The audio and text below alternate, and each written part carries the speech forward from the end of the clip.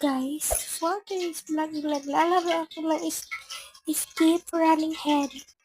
Yan is meron akong pinagtitingin in cargo. Let's go.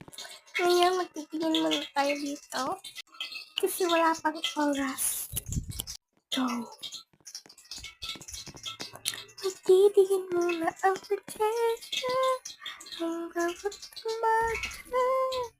Hey, hey. Here go guys. Inayin na ako ngayon.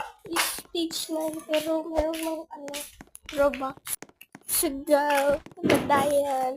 Go. Dayan. So not everything turns. Carry a nice one. Dito rin naman tayo siguro. Haha. Yan guys. Musap tayo. And part 2. Bye bye.